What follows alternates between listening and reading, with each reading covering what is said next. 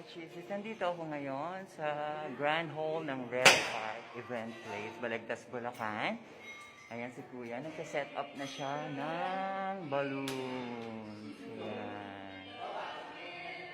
Sobrang ganda talaga dito, guys. Ayan, makikita niyo, oh, ganda-ganda.